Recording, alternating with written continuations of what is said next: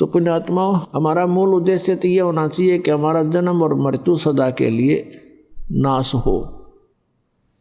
फिर भी हमें सतर्क रहना चाहिए। इस काल के लोक का कोई भरोसा नहीं, इंसान कब मार खा जाए।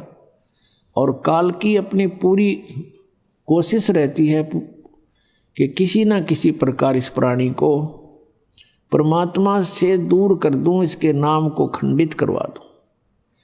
एक बार नाम खंडित करवा के फिर ये चुप हो जाता है, खामोश हो जाता है, और वो प्राणी जो यहाँ से दूर हो गया, उसका नाम खंडित हो गया, फिर उसको धीरे धीरे धीरे धीरे उसका मन यहाँ से हटता चला जाता है, फिर वो काल के जाल में फंस जाता है। तो कहने का भाव ये है कि हमारा उद्देश्य तो होना चाहिए कि मोक्ष हो। हे भगवान, फिर इस गंदे लोक में जन्म ना हो। ये आत्मा रोनी चाहिए आपकी, ये बातें कहन सुन की नहीं, ये कर पाड़न की है। इसके लिए तत्व ज्ञान आधार बना के चलना पड़ेगा अपने अपनात्मा। फिर भी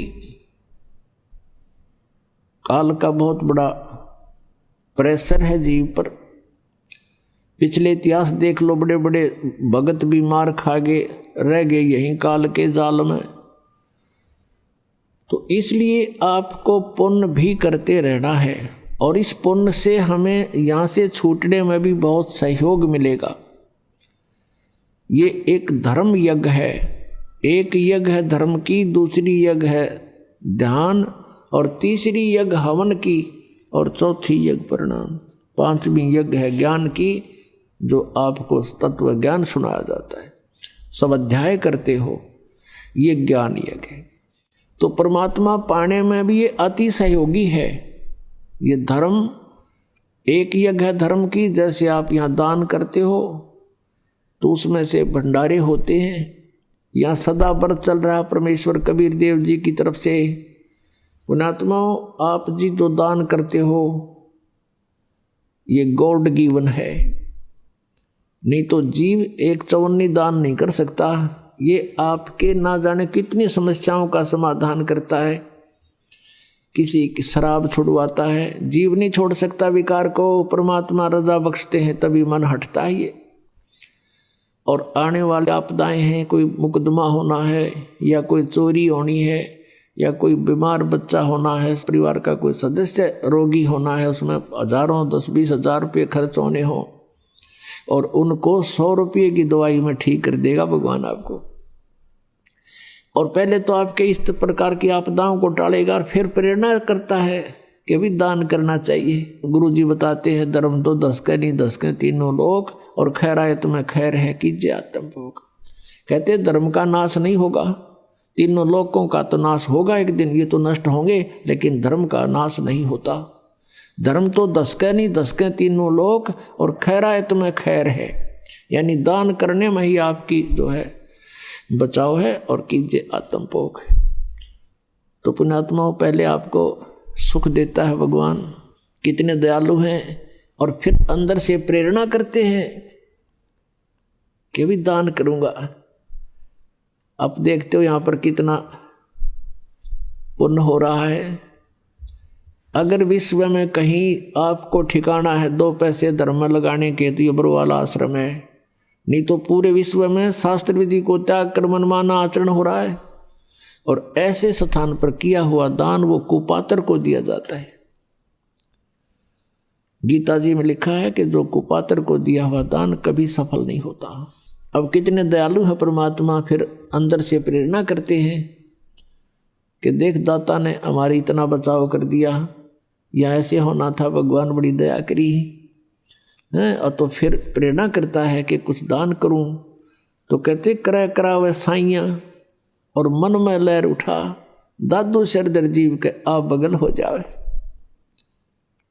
ये इतने दयालु हैं, हमारे कल्याण के लिए कितनी रजा करते हैं, हमारे कल्याण पर कितना ध्यान रखते हैं कि कैसे होगा इसका कल्याण।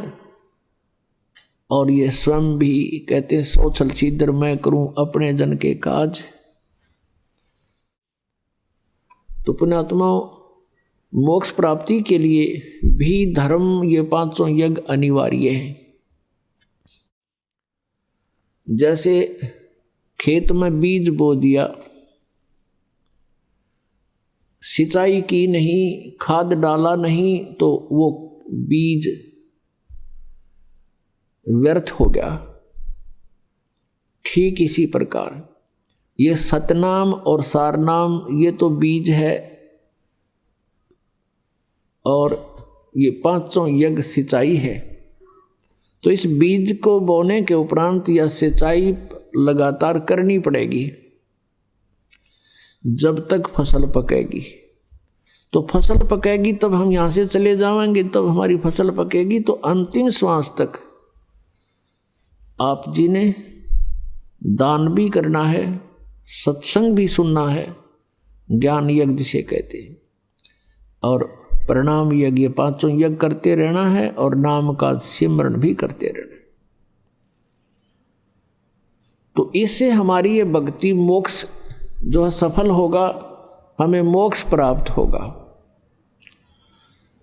अब मान लीजिए किसी कारण से आप पैर फिसल गया, नहीं गए सतलोक में, फिर दुर्गति तो यहाँ होनी ही होनी है। 84 लाख योनियों में आपने जाना ही जाना है।